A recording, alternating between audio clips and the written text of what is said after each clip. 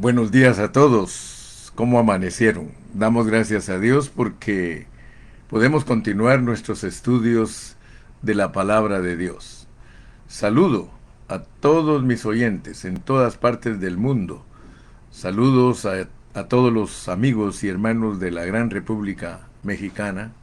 Saludos también a nuestros hermanos de nuestra querida Guatemala, de El Salvador, de Honduras, de Nicaragua, hermana Lupina allá en Nicaragua, Dios le bendiga. Hermana Ale Sofía allá en Guatemala, que Dios la bendiga también. Dios bendiga a todos nuestros hermanos en Suramérica, allá en Ecuador, en Chile, en Colombia, en el Perú. Dios los bendiga a todos nuestros hermanos. Dios bendiga también a todos los hermanos aquí en los Estados Unidos. Quiero darle gracias a Dios porque hoy vamos a continuar entendiendo, porque estamos entendiendo qué clase de Dios vino en la persona del Señor Jesucristo. Todos los cristianos sabemos que el Señor Jesucristo es la encarnación del único Dios verdadero, el Dios del universo, el Creador, Jehová. Sí, el Señor Jesucristo es la encarnación de ese Dios. Por eso cuando Él estuvo aquí en la tierra, Él dijo, cuando le preguntó uno de sus discípulos, muéstranos al Padre y nos basta, Él le dijo, ¿cuánto tiempo hace que estoy con vosotros y no me conocéis? El que me ha visto a mí, ha visto al Padre. Y luego estudiando las Escrituras en una forma adecuada, correcta, responsable, encontramos que nuestro Dios es verdadero hombre en la persona de Cristo y es verdadero Dios también. Por eso Jesucristo no solo es el Hijo del Hombre, Él es también el Hijo de Dios. Pero algunos no entienden la venida de Cristo a la tierra, no saben cómo es que funciona esa encarnación, pero gracias a Dios que nosotros los cristianos, al estudiar la Biblia, encontramos todos estos tesoros. Entonces, gracias a Dios ya vimos 29 cosas que pertenecen a la persona de Dios y que están en el Nuevo Testamento explicadas con palabras simples. Pero también tenemos 10 parábolas que nos muestran quién es Dios. O sea que el Dios que vino en la persona del Señor Jesucristo también está explicado en 10 parábolas. Así que tenemos que aprender todos esos asuntos, amados hermanos, porque de otra manera nos vamos a quedar cortos en la revelación y nunca vamos a poder tener los conceptos de Dios claros para entender por qué Dios hizo este plan maravilloso para bendecirnos a todos los cristianos. Saludo a todos los hermanos de Campeche. Saludos a mi hermana Dunia Guzmán, esposa de Angelito. Dios la bendiga. Dios bendiga a todos mis amados hermanos. Hoy vamos a estar ocupados en Lucas capítulo 18 porque vamos a conocer un aspecto de Dios que muy poquitos cristianos conocen.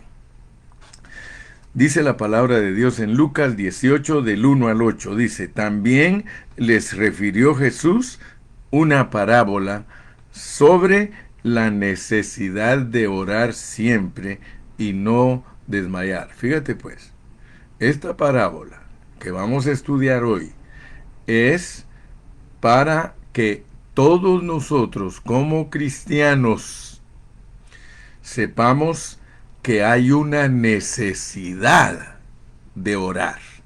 Todos nosotros los cristianos tenemos que ser personas de oración. Usted tiene que aprender a orar. Dice que oremos siempre y que no desmayemos. Eso nos da una idea de lo que es la oración. Casi todos los cristianos, cuando no ven contestadas sus peticiones de parte de Dios, desmayan, dejan de orar. Pero yo quiero que pongan atención porque aquí hay algo precioso que vamos a aprender hoy. Versículo 2 dice, diciendo, mire lo que dijo Jesús, había en una ciudad un juez que ni temía a Dios ni respetaba a hombre. Había también en aquella ciudad una viuda, la cual venía a él diciendo, hazme justicia de mi adversario. Y él no quiso por algún tiempo, pero después de esto dijo dentro de sí, aunque ni temo a Dios ni tengo respeto a hombre, sin embargo, porque esta viuda me es molesta, le haré justicia, no sea que viniendo de continuo me agote la paciencia. Y dijo el Señor, oíd lo que dijo el juez injusto. ¿Y acaso Dios no hará justicia a sus escogidos que claman a Él día y noche? ¿Se tardará en responderles? Os digo que pronto les hará justicia, pero cuando venga el Hijo del Hombre, ¿hallará fe en la tierra? Fíjate que el Evangelio de Lucas es un evangelio muy bonito. El Evangelio de Lucas es un evangelio muy bonito. Dios usa sus evangelios como evangelios todo inclusivos. O sea que en cada uno de los evangelios Dios tiene una forma de llegar a nosotros, una forma de revelarnos asuntos. Por eso hay 4 evangelios, porque los evangelios nos muestran al Señor Jesucristo desde 4 puntos de vista de Dios. Por ejemplo, el Evangelio de Mateo nos presenta a Cristo como Rey. El Evangelio de Marcos nos presenta a Cristo como un siervo. El Evangelio de Lucas nos presenta a Cristo como un hombre perfecto. Y Juan nos presenta a Cristo como la encarnación de Dios. ¿Ok? Entonces, cuando nosotros le ponemos atención a cada uno de esos evangelios, porque nosotros tenemos que estudiar esos evangelios con mucha responsabilidad, desde su capítulo 1 hasta su capítulo final, y tenemos que aprender el bosquejo de cada uno de esos libros, porque hay un bosquejo de cada uno de esos libros, y para eso tenemos que estudiar todos sus capítulos para ver desde el principio qué nos quiere mostrar Dios y con lo que termina el libro. Todos los 4 evangelios ustedes saben que terminan con la muerte de Cristo y su resurrección. Los 4 evangelios. Entonces, quiere decir que por medio de los 4 evangelios, Dios nos muestra su propósito eterno, su propósito divino, su economía divina, su forma de tratar con todos los creyentes, para que todos los creyentes entendamos que a través de los 4 evangelios lo que Dios nos quiere mostrar es cómo Él puede vivir en nosotros como templos del Espíritu Santo, cómo puede vivir Él en nosotros como moradas del Espíritu Santo, para que Dios actúe a través de nosotros. O sea que la vida de Dios se debe de ver a través de nosotros.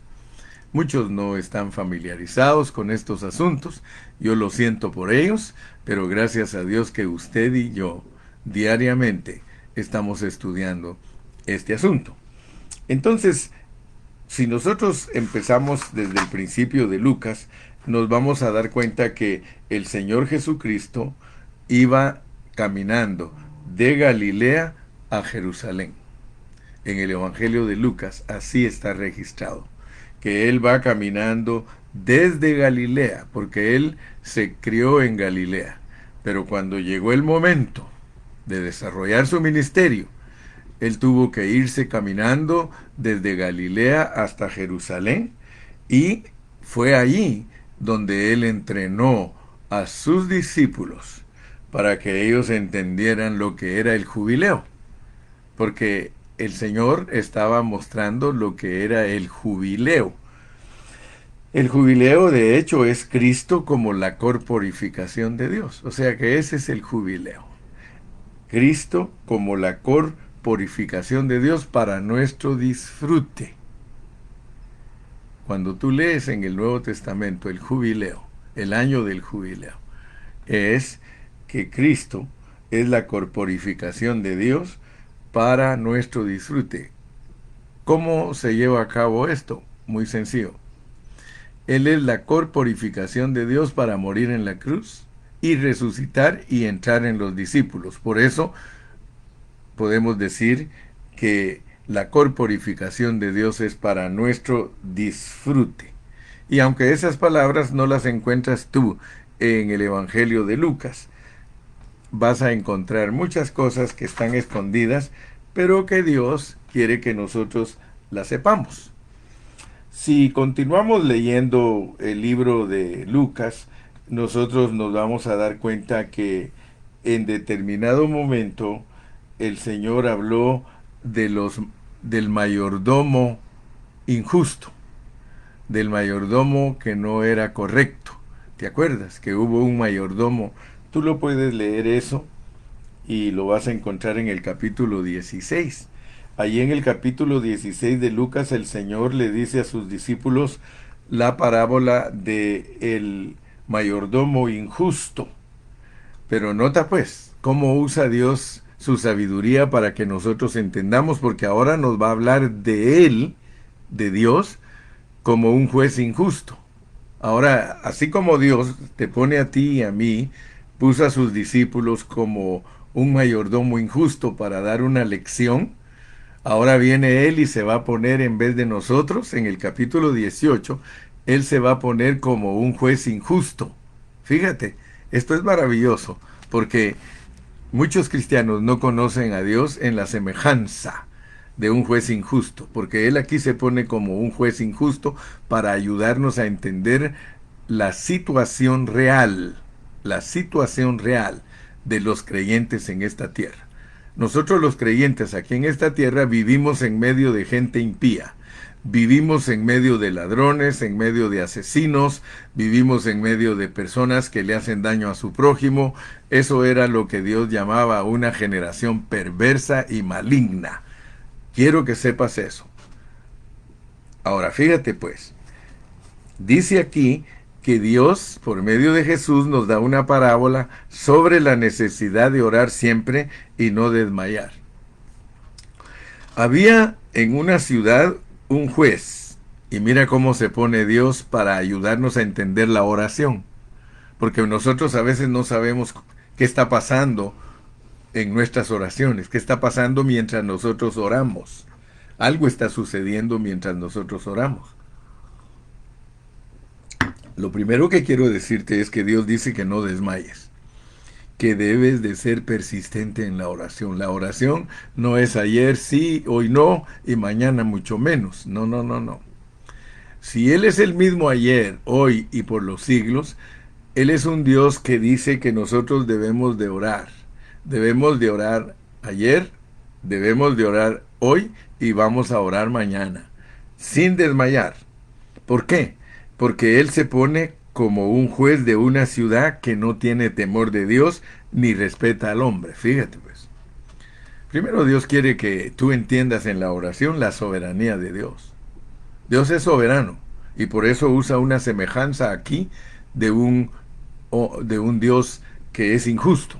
Él está usando una semejanza. De la misma manera que Él nos pone una semejanza de un mayordomo infiel, ahora viene Él y dice, mire, quiero que entiendan también que yo puedo explicarles la vida de la oración por medio de un juez que es injusto. Ahora fíjense, había también en aquella ciudad una viuda. La viuda es la iglesia. ¿Por qué? Porque en cierta manera nosotros estamos solitos ahorita. Físicamente hablando, Cristo no está con nosotros. Pero la Biblia dice que nosotros somos una mujer que se llama iglesia y somos la esposa de Cristo. En cierta manera estamos como una viuda que su marido no está presente. Aunque nosotros sabemos que eso es solo relativo, porque el Señor está dentro de nosotros también.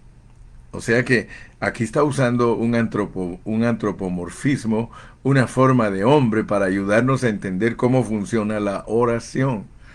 Dice, había también en aquella ciudad una viuda, la cual venía a él diciendo, hazme justicia de mi adversario. Entonces ya tenemos a Dios, ya tenemos a la iglesia y tenemos al diablo, porque el diablo es el adversario de la iglesia. Ahora fíjate, la soberanía de Dios en las oraciones que tú clamas, pero vas a darte cuenta a qué se refiere, porque aquí hay una persecución, aquí hay persecución, aquí hay un adversario, aquí hay un adversario y hay una viuda, hay alguien que está desamparado. Mira cómo nos pone Dios. Aquí se pone Él como juez injusto, nos pone a nosotros como desamparados y nos pone a un adversario que es el diablo, que dice la Biblia que anda como león rugiente viendo a quién devorar. Ahora viene la soberanía del juez injusto. Y Él no quiso por algún tiempo, pero después de esto dijo dentro de sí, aunque ni temo a Dios, ni tengo respeto a hombre, su soberanía. Sin embargo, porque esta viuda me es molesta, la iglesia que siempre debe de estar molestando en oración, fíjate que a Dios le gusta que nosotros lo molestemos. Nunca vayas a creer que Él se aburre porque tú vienes con la misma oración. Bendice a mis hijos, ayuda a mis hijas. Señor, bendice a mi familia. Señor, esto, Señor, aquello. Él no se molesta para nada. Él dice, sin embargo, porque esta viuda me es molesta, pero al principio dice que oremos sin desmayar. Pareciera una paradoja, como que se contradijera la palabra, pero no se está contradiciendo. Estudiémosla bajo contexto y nos vamos a dar cuenta de lo que Dios nos quiere revelar. Sin embargo, porque esta viuda me es molesta, le haré justicia, no sea que viniendo de continuo me agote la paciencia. Y dijo el Señor, oíd lo que dijo el juez injusto. ¿Y acaso Dios no hará justicia a sus escogidos, que claman a Él día y noche? ¿Se tardará en responderles?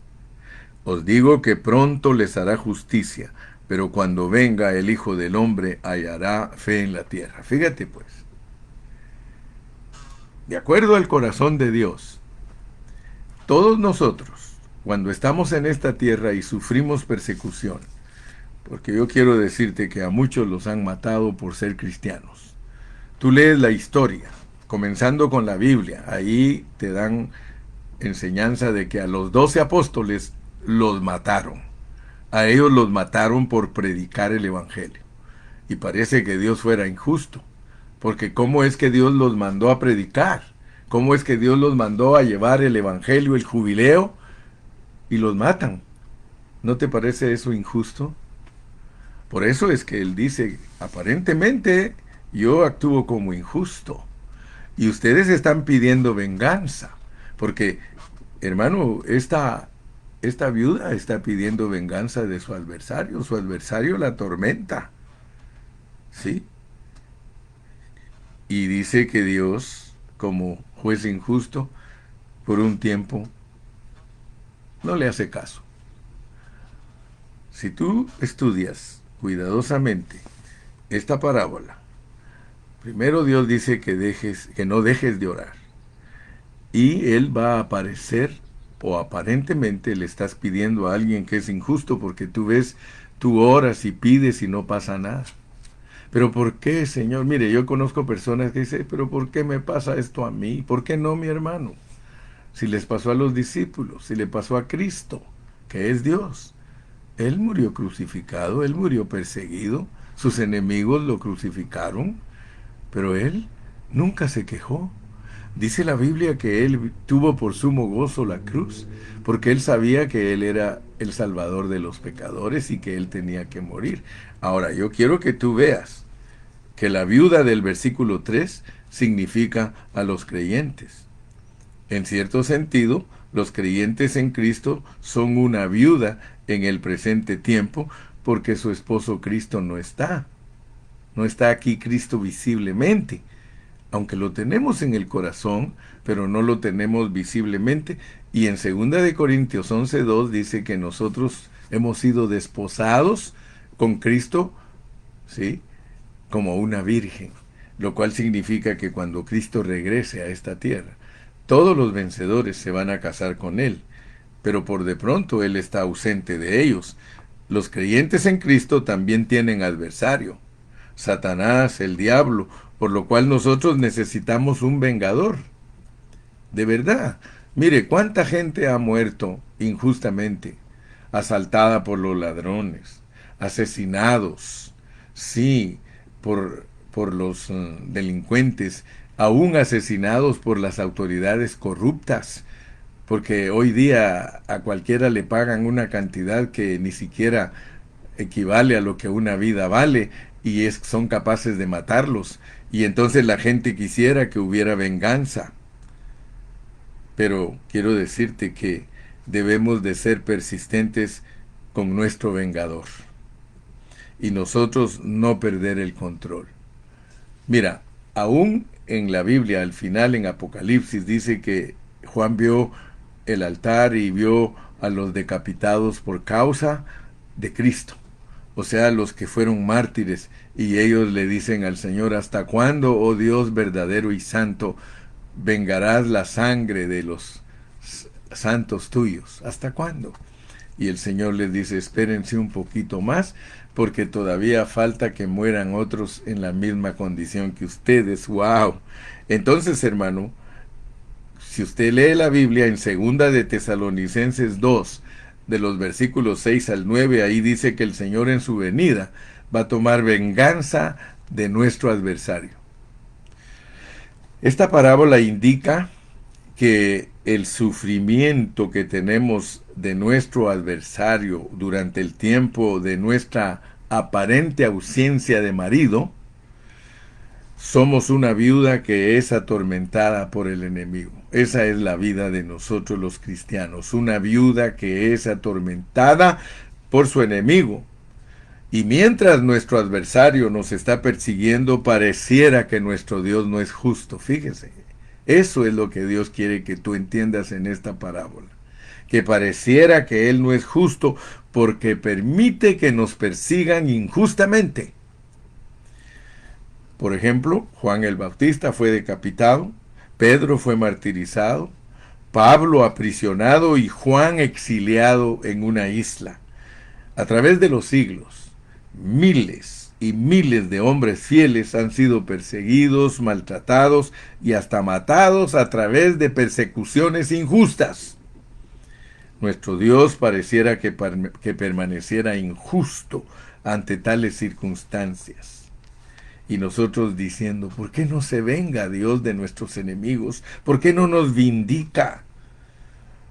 Cuando nuestro esposo aparentemente está ausente y somos dejados como viudas en la tierra, temporalmente nuestro Dios pareciera que fuera un juez injusto. Aunque Él pareciera injusto, aún así dice la Biblia que nosotros tenemos que apelar a Él y orarle y ser persistentes en la oración y serle molestos una y otra vez en oración, hermano. Eso es lo que quiere. Mira, la terquedad en la oración, Dios la honra. Es una terquedad positiva. Cada vez que tú estás, Padre Celestial, Señor, mira a mi hijo que es drogadicto, Señor, no te canses de orar por él, ora, ora, ora. Padre, presento a mi esposo que no es cristiano, anda perdido en este mundo, en los vicios, etcétera, etcétera. Órale al Señor. Señor, que tengo un hijo que está pero hundido en las drogas, ora por él. Ora por tu familia que no conoce a Cristo, porque muchos tienen familia que no conocen a Cristo. Tenemos que orar por ellos para que Dios trabaje en esos corazones y que los vuelva a Él. Y entonces las cosas por medio de la oración son cambiadas. Recuérdate que Dios no hace nada si alguien no ora. Nosotros, para ver la mano de Dios, tenemos que orar. Solamente cuando nosotros oramos las cosas suceden. Si tú no oras, las cosas no suceden. Si tú no le pides a Dios, las cosas no suceden. ¿Por qué? Porque Él está esperando corazones contritos y humillados para operar. Él siempre está esperando gente humilde, gente arrepentida, gente que le busca para operar. Oh, gloria a Dios. Así que, por un lado, esta parábola indica que el juez es soberano. Esto significa que el que decide si juzga nuestra causa es Dios, ¿sí? Pareciera sin razón, hermano, que si Él quiere atiende a la viuda y si Él no quiere no la atiende. Esta parábola revela que Dios es un ser soberano y que Él juzga al que Él quiere. Mi pregunta es, ¿lo amas aún siendo así? ¿Amas a Dios siendo así, que Él muchas veces no actúa, sino que está esperando que tú perseveres y perseveres en la oración? Por el otro lado, esta parábola significa algo profundo, hermano. Eso es profundo lo que esta parábola nos enseña. Así que todos los creyentes debemos de conocer a Dios en este aspecto, porque muchos de nosotros nos descuidamos y no amamos al Señor y aparentemente decimos, es que nunca me contesta Dios. Es que Dios... Hay hermanos que yo los he escuchado, le digo, hermano, ¿y por qué ya no estás orando por tal cosa? No, es que Dios no me escucha. Dios no me escucha. Mira, por un lado tú te das por vencido y Dios dice, este se dio por vencido, este no es de los que yo he estimulado a que no se den por vencidos. Hermano, mira, yo me recuerdo del primer ministro de Inglaterra, sí, uno de los ministros famosos, Winston Churchill. Él, cuando iba a las universidades a darle clases a los alumnos, ¿saben qué era su oratoria? Él se paraba frente a miles de alumnos y les decía, nunca se den por vencidos, jamás, jamás, jamás se den por vencidos. Si eso lo aprendió a decir Winston Churchill, porque yo estoy seguro que él era temeroso de Dios. Yo en esta mañana te repito a ti, la lección de hoy es, en la oración, nunca te des por vencido, jamás, jamás. Tenemos que ser personas de oración. Tenemos que ser personas que no se dan por vencidas, porque muy poquitos entienden a Dios en esto que estamos explicando. Porque algunos ni se atreven a decir, ¿cómo va a parecer que Dios sea el injusto aquí?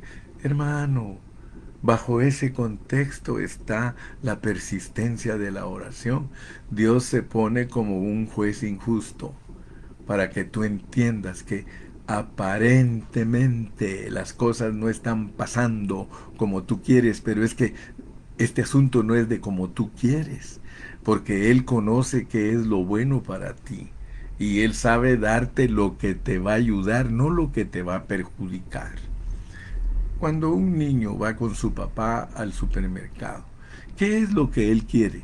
Él quiere juguetes, él quiere caramelos, él quiere chocolatitos, él quiere cositas que a la larga son dañinas para él. Si el papá le diera todos los dulces que él pide, los chocolates que él pide, los dientes le durarían menos. De por sí a los niños les duran muy poquito los dientecitos de leche, le dicen, porque son los originales. ¿Pero por qué? Porque no se los cuidan. Si se los cuidan, ellos les duran un poquito más para que vengan más fortificados los dientes que van a ser permanentes. Entonces, Dios no esperes que te va a complacer en lo que muchas veces no te va a ayudar a formar tu carácter, no te va a ayudar a que te desarrolles, pero nunca te olvides que les refirió Jesús una parábola sobre la necesidad de orar siempre. Es necesario orar siempre y no desmayar. Gloria a Dios. Entonces ya entendiste la cosa número 7 que corresponde a Dios. Así que mañana, si Dios quiere, si Dios nos permite, mañana vamos a continuar con la cosa número 8, 9 y 10. Perdón. Para que de esa manera entendamos cómo se presenta Dios por medio de parábolas. Cómo Él se da a conocer. Mira, esta parábola de hoy es importantísima, porque es una forma de que tú entiendas qué clase de Dios tienes. Muchos no conocen a Dios, Muchos creen que Dios es una varita mágica. Muchos creen que a Dios solo se tocan los asuntos y ya se volvió lo que nosotros queríamos. A veces estamos como el rey Midas, que todo lo que tocamos queremos que se vuelva oro. Dios sabe qué está haciendo con nosotros, por eso el final de esta parábola dice, os digo que pronto les hará justicia, pronto les hará justicia, pero cuando venga el Hijo del Hombre, mira cómo termina este versículo 8, hallará fe en la tierra, hermano, hallará fe en la tierra. ¿Por qué crees que esta parábola finaliza diciendo hallará fe en la tierra? Porque cuando nosotros oramos, tenemos que orar con fe, con fe. ¿Y sabes cómo es la fe? La fe es, yo sé, Señor, que tú me vas a contestar. Yo sé, Señor, que tú me vas a contestar. ¿No ves que dice que cuando oremos, que demos gracias? ¿Por qué? Porque debemos de dar por sentado que el Señor ya nos escuchó y ya nos socorrió y ya nos contestó. Dios siempre contesta las oraciones. De parte tuya, no te des por vencido. Ora, ora, ora. Hay ejemplos vivos. Yo conozco hermanas que me han dicho a mí, hermano, yo oré 30 años para que mi esposo viniera a Cristo. Hermano, yo oré 15 años para que mi hijo, que era drogadicto, saliera de eso. Hermano, yo oré aún cuando mi hijo paró en la cárcel. Yo oré, le dieron cadena perpetua y a los 25 años lo dejaron libre. Mire, mire lo que hace la oración. Sí, por eso, hermano, no nos cansemos. Dios bendiga a los intercesores, porque tenemos aquí en Pan de Vida a los intercesores. Ellos están todos los días recibiendo peticiones. Ahorita estamos orando por Santiago. Santiago, un jovencito de 15 años de Ecuador, ¿sí? Hijito de nuestra hermana, me parece que se llama, ¿cómo se llama mi hermanita? Connie parece. Sí, se me olvidó ahorita el nombre de mi hermanita, discúlpeme, discúlpeme. ¿Ah? No, aparte es también mi hermana Enriqueta que está orando para que Dios la fortalezca, allí en Ecuador también, en Riobamba. Hermana Enriqueta, nosotros estamos orando por usted para que Dios la fortalezca, pero Dios dice, echa toda tu ansiedad sobre mí, yo cuidaré de ti. Mira, hermano, la Biblia está tapizada, llena de promesas, solo es de orar, solo es de orar, y no le tengas temor al enemigo, ni le tengas temor al sufrimiento. El sufrimiento debe producir gozo. Ayer platiqué un ratito con Artes y Artes me dice, hermano, el sufrimiento ha servido para que Dios me perfeccione. Y Artes es muy positivo, él sabe que sufre, porque uno sufre, hermano. Somos una viuda que aparentemente ni tenemos esposo, hermano. Y que el enemigo está atacándonos todos los días.